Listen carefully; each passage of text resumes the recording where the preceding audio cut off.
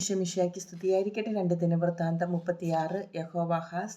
ജോസിയായുടെ പുത്രനായ യഹോവാഹാസിനെ ദേശത്തെ ജനങ്ങൾ ജെറുസലേമിൽ രാജാവായി വാഴിച്ചു. ഭരണം ആരംഭിക്കുമ്പോൾ അവന് 23 വയസ്സായിരുന്നു. അവൻ ജെറുസലേമിൽ 3 മാസം ഭരിച്ചു. ഈജിപ്തിലെ രാജാവ് അവനെ സ്ഥാനഭ്രഷ്ടനാക്കി. 100 താലന്ത് വെള്ളിയും 1 താലന്ത് സ്വർണവും ദേശത്തിന് കപ്പം ചുമത്തി. യഹോവാഹാസിന്റെ സഹോദരൻ എലിയാക്കീമിനെ ഈജിപ്ത് രാജാവ് യൂദായുടെയും ജെറുസലേമിന്റെയും രാജാവാക്കി. അവന് യഹോയാക്കീം എന്ന് പേരിട്ടു. യഹോവാഹാസിനെ നെക്കോ ഈജിപ്തിലേക്ക് കൊണ്ടുപോയി. യഹോയാക്കീം വാഴ്ച ആരംഭിക്കുമ്പോൾ യഹോയാക്കീമിന് 25 വയസ്സായിരുന്നു. അവൻ ജെറുസലേമിൽ 11 വർഷം ഭരിച്ചു. ദൈവമായ കർത്താവിന്റെ മുമ്പിൽ അവൻ തിന്മ പ്രവർത്തിച്ചു. ബാബിലോൺ രാജാവായ നബൂഖദ്നേസർ അവനെതിരെ വന്ന് അവനെ ചങ്ങലകൾ കൊണ്ട് ബന്ധിച്ച് ബാബിലോണിലേക്ക് കൊണ്ടുപോയി. കർത്താവിന്റെ ആലയത്തിലെ പാത്രങ്ങളിൽ കുറെ അവൻ ബാബിലോണിലേക്ക് കൊണ്ടുപോയി കൊട്ടാരത്തിൽ സൂക്ഷിച്ചു. യഹോയാക്കീമിന്റെ ഇതര പ്രവർത്തനങ്ങളും അവൻ ചെയ്ത മ്ലേച്ഛതകളും അവന്റെ കുറ്റകൃത്യങ്ങളും ഇസ്രായേൽ യൂദാ രാജാക്കന്മാരുടെ പുസ്തകത്തിൽ രേഖപ്പെടുത്തിയിട്ടുണ്ട്. അവന്റെ പുത്രൻ യഹോയാഖീൻ രാജാവായി. യഹോയാഖീൻ രാജാവാകുമ്പോൾ യഹോയാഖീന് 8 വയസ്സായിരുന്നു. അവൻ 3 മാസവും 10 ദിവസവും ജെറുസലേമിൽ ഭരിച്ചു. അവൻ കർത്താവിന്റെ മുമ്പിൽ തിന്മ പ്രവർത്തിച്ചു. ആ വർഷം വസന്തകാലത്ത് നബൂഖദ്നേസർ രാജാവ് സൈന്യത്തെ അയച്ച് യഹോയാഖീനെ ബാബിലോണിലേക്ക് പിടിച്ചുകൊണ്ടുപോയി. കർത്താവിന്റെ ആലയത്തിലെ വിലപിടിപ്പുള്ള പാത്രങ്ങളും കൊണ്ടുപോയി.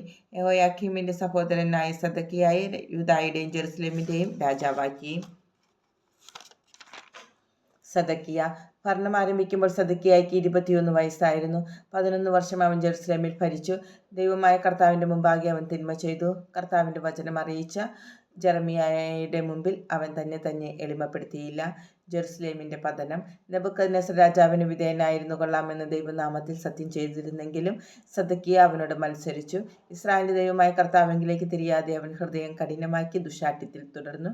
ജനതകളുടെ മ്ലേച്ഛതകൾ അനുകരിച്ച് പുരോഹിത പ്രമുഖരും ജനവും അത്യധികം അവിശ്വസ്തരായി തീർന്നു. ജെറുസലേമിൽ കർത്താവിന് പ്രതിഷ്ഠിതമായിരുന്ന ആലയം അവർ അശുദ്ധമാക്കി.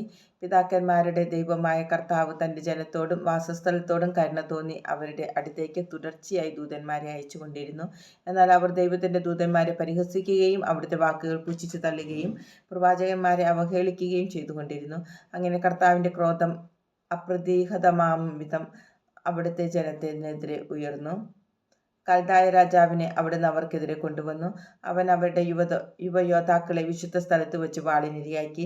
യുവാക്കളോടോ കന്യകകളോടോ വൃദ്ധന്മാരോടോ പടുകിഴവന്മാരോടോ അവൻ കരുണ കാണിച്ചില്ല. ദൈവം എല്ലാവരെയും അവന്റെ കൈകളിൽ ഏൽപ്പിച്ചു.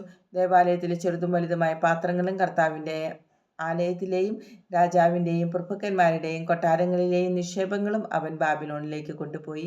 അവൻ ദേവാലയം അഗ്നിക്കിരയാക്കി. ജെറുസലേമിന്റെ മതിലുകൾ ഇടിച്ചു നിരത്തി.